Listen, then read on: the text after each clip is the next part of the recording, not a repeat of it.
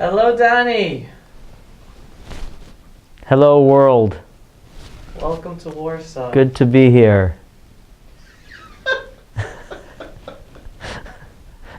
This is your first time ever in Poland, correct? Yes, it is. What did you expect to see? I mean, I imagine I expected, I didn't really know, I didn't really come with any expectations, that's the truth. I imagine I expected to see a modern city because, you know, it is 2014 and Warsaw is 60 years after the war. But I didn't really expect to see anything. I mean, I expected to see a modern city. I expected to see, I expected to see buildings. I didn't expect to see destruction. I didn't expect to see mourning. I didn't expect to see,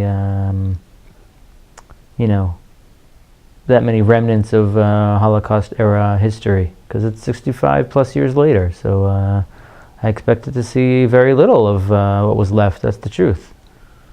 What do you see, Donnie? Pictures of the actual bridge that connected both parts of the ghetto.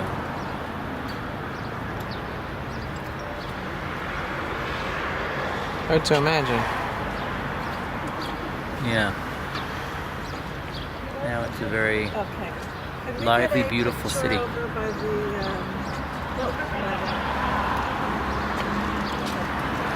If we could all just stand over by the other map.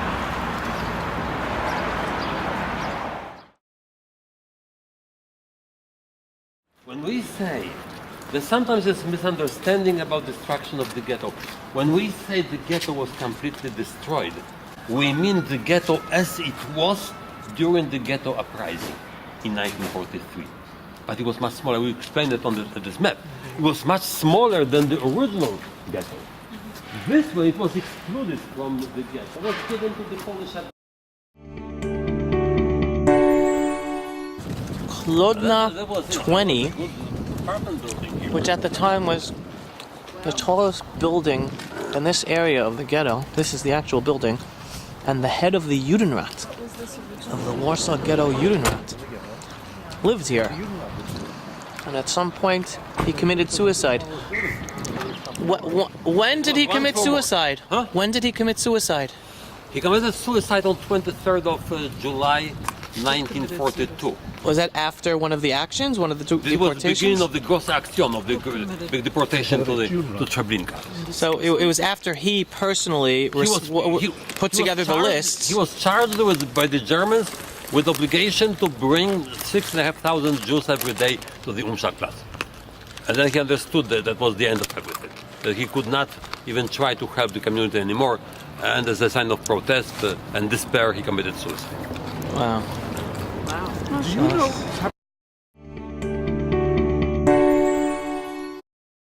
Here we are at the Warsaw Synagogue, the Nozik Synagogue. Built and opened in 1902. What was important about that picture? About that plaque? It says that it's the only synagogue that survived the war. In Warsaw. And it was built in 1902. Got it. Yeah, it looks beautiful. It's an Orthodox synagogue, and it's 1898 to 1902. It says.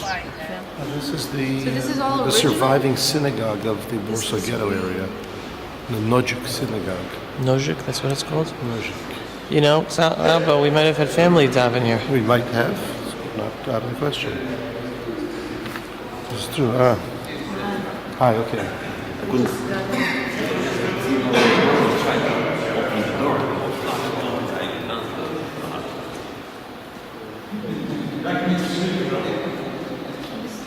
Here we are walking back from the Nozik Synagogue, back to the car. We're gonna go check into our hotel now. And this is the center of town, right? What did he tell us about that building? That's the center, like Mamish, the center. The clock is a Russian building? Yeah. Yeah, the Russians built a building.